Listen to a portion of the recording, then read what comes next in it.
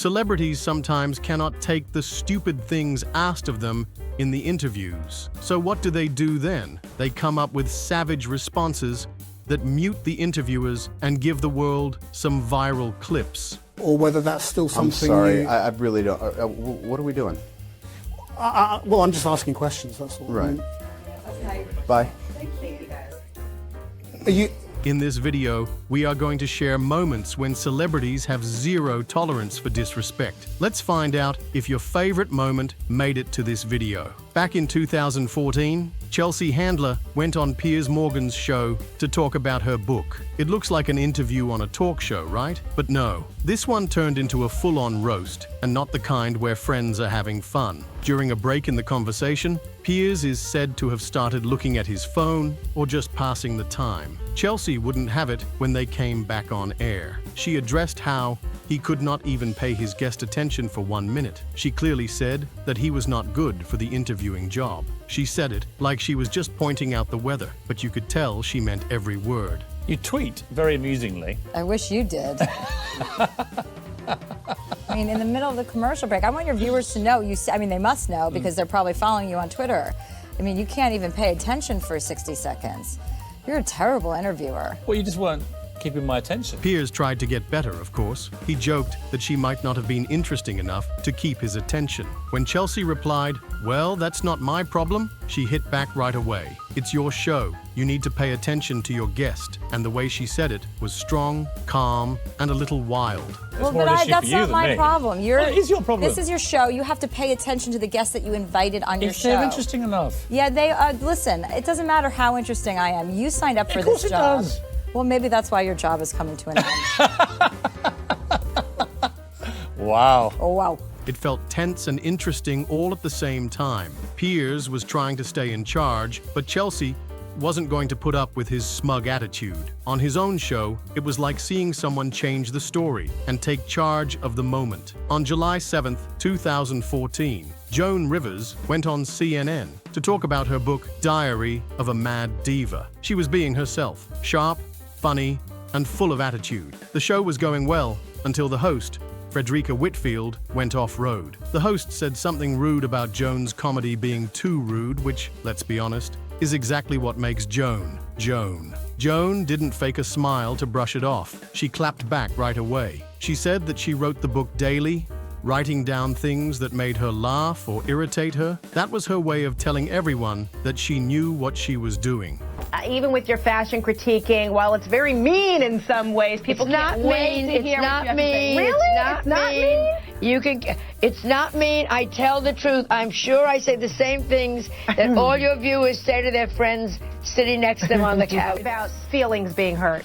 Well, not when it's about dresses. It's not about them. It's about clothing. My last book was on the bestseller list for 19 weeks. When people say bad things about her, she replies that what people say on TV is the same as what they say with their friends at home. The host was not ready to give up. She kept poking fun at Joan and calling her humor mean, especially the way she criticized fashion. "It's not mean. I tell the truth." Joan stood her ground. She looked like she was getting angrier as the conversation went on. The host then asked Joan why she was wearing fur out of the blue, which was the strangest turn of events. That was the last blow. Joan lost it. "Are you wearing leather shoes?" she asked to show the lie. "You eat meat. I want you to be perfect before you come for me." She told the show very clearly that she wasn't the right person to be talking to a comedian and called the whole thing a defensive interview. After that, Joan turned off her mic and left. That's it. Boom. The talk is over. The host was left speechless. It was typical Joan. She didn't say sorry, was completely honest, and wasn't afraid to leave when someone crossed the line. Your book, you're wearing a fur, and you knew that there would probably be animal rights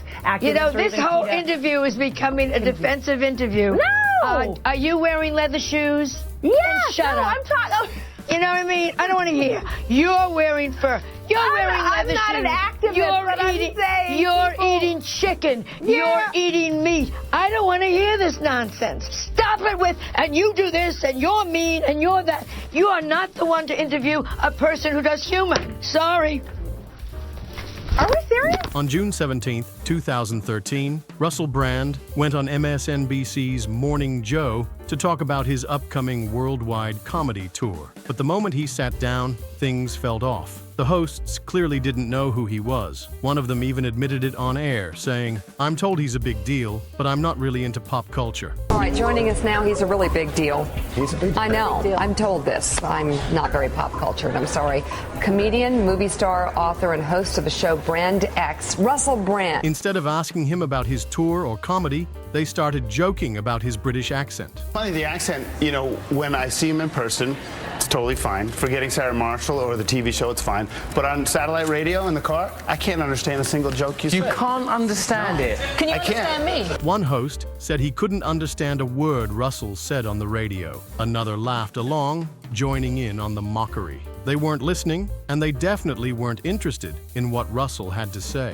Russell tried to steer the conversation back to his love for stand-up comedy, but they kept interrupting and making fun of him. That's when he decided he wasn't going to just sit there and take it. He calmly took control of the entire segment. He called them out right to their faces for being unprofessional and not paying attention. Without raising his voice or getting angry, he completely flipped the tone of the interview. The thing I enjoy most is stand-up comedy because you're direct with your audience. You can't be misinterpreted. People can't get confused. You know what happens if you work in media? People like to change the information so that it suits a particular agenda. If you're in a room with people, then what you're saying is clear. I think I'm just this is my first Brand experience? yeah.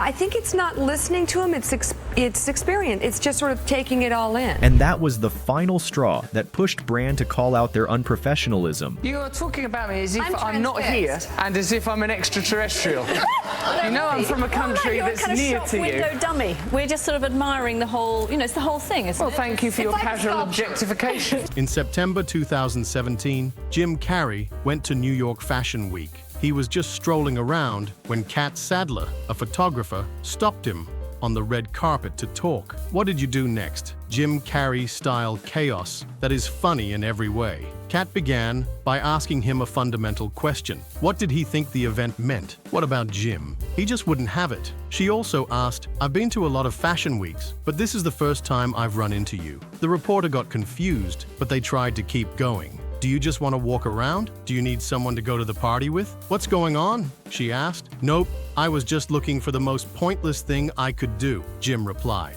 "And here I am." Kat was in utter shock. "Come on, you have to admit this is completely pointless," he said. "Well, they say they're celebrating icons inside," Kat said to try to save it. "Hoopla about icons? That is the worst thing that we could celebrate. What does an icon mean? Do you believe in icons?" And as if that wasn't weird enough, he ended it in one of the funniest and strangest ways ever. He just said, "On the good foot," and then he left. Jim Carrey, yes. What? I've covered a lot of fashion weeks. This is the first time I've run into Jim Carrey. Is it true you're wandering the streets? You need a date to the party? What's up? No. I'm doing just fine. So I wanted to find the most meaningless thing that I could come to and join, and here I am. They're celebrating. I mean, you got to admit it's completely meaningless. Well, they say they're celebrating icons inside. Celebrating Do you believe icons, in icons? boy, that is just the absolute lowest aiming, possibility that we could come up with. It's like icons. Do you believe in icons? You don't believe certain icons have the power to make change, to think differently, to be bold, to inspire others? Artistry, you're one of them. On the good foot. Ha! Yeah. You shut it down now. Jim Carrey can be strange sometimes, but Bill Burr is not the person you should mess around. He doesn't put up with nonsense, and he made that clear in April 2015. He was on Fox's morning show to talk about his cartoon show, F is for Family. At first, everything seemed fine. The hosts were talking to him and asking the standard things. A woman asked if the show was based on his real life. Because Bill is Bill, he gave a short, straight answer. "Yeah, no, it's definitely me." Welcome to Good Day New York. How are you? Thank you for having me. Well, the show was so funny. I mean, is it based on your real life, or is it, Yeah, no, it's definitely based on my life. Things got a little weird after that. All of a sudden, the host brought up some of his older, more controversial jokes. She made it sound like some people thought he might have gone too far, especially when he made jokes about Christians. Your Christian background is part of the show. Or at Yes, least and two I wanted episodes. to talk to you about Jesus after this. Well, the only reason why I bring it up is some people thought maybe you went a little too far. Now, most people would have felt scared or tried to change their minds. Not Bill. He didn't move. He took charge of the talk like a pro and turned the whole thing around. He kept his cool, made a joke, and kept things moving instead of getting angry. Bill had been through this before. Over the years, he has been in a lot of awkward conversations and heated arguments. You know. As far as what? Well, they thought that maybe you were being disrespectful to the Christian religion. I mean, we did maybe 2 jokes about that? Yeah, exactly. Don't you think the Catholic Church went a little too far?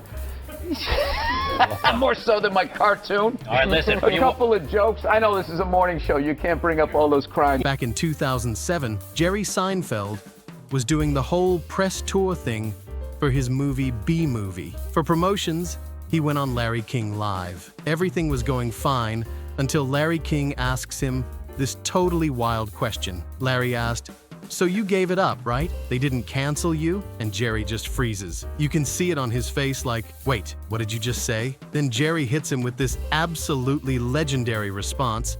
He's like, "Wait, what? Canceled? You think I got canceled? Are you under the impression that I got canceled?" He's genuinely shocked. Like, this is Jerry Seinfeld. 180 episodes. You gave it up, right? I did, sir. They didn't cancel you.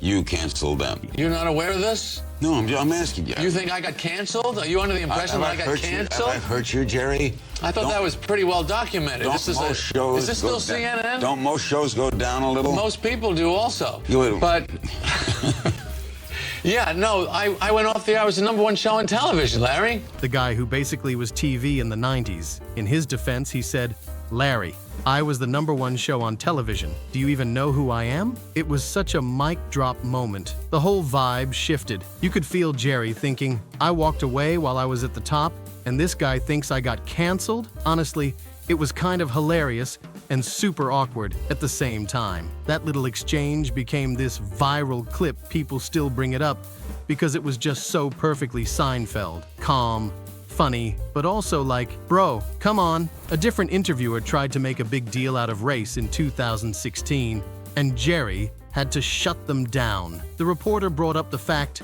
that out of all 22 episodes, almost all of the guests on his show were white men. I have noticed that most of the guests are mostly white males. Of 22 episodes that you've had. Yeah, let's get into that. No, but you take a look over here, Peter. What do you see? A lot of whiteys. Oh, this really pisses me off. They asked Jerry, "So, do you want to talk about that?" Jerry is not someone who will entertain anything. This is what he said. "Look over here, Peter. What do you see?" "Yes, a bunch of white people." He got even more angry and said, "This kind of stuff really irritates me." Comic Shane Gillis was a guest on The Flagrant Show back in 2022. Things looked cool at first, but then they changed. The hosts told a joke during the show that caught Shane by surprise. The way they compared things made her feel bad, especially since Shane has family members with Down syndrome. You could tell he was not happy. It wasn't funny to him at all. I think they were just joking at first when they said he looked like he had been working out. "They told you, you look good." Shane laughed a little, but the mood changed. After that, they kept telling the joke. And finally, Shane could no longer hold back. Gilly and Keeves is coming out, okay? They have a live special, and they're gonna sell it through the website. What's the website? GillyandKeeves.tv. Bro, Shane actually has been working out, dude. This is Let's see it. Hold on. That's crazy. Oh my God. Bro, you look good. Is this from West Point? I don't think that's funny. But yeah, I see that. I see why. He was angry and told them they were making fun of disabled people. He said, "It's wrong for you guys to sit here and bring it up just to make fun of them. Putting them at the end of a joke? That's not cool." Someone told a joke that went too far, and Shane wouldn't stand for it. Now comes your beloved Tiffany. She was looking absolutely stunning in her gown.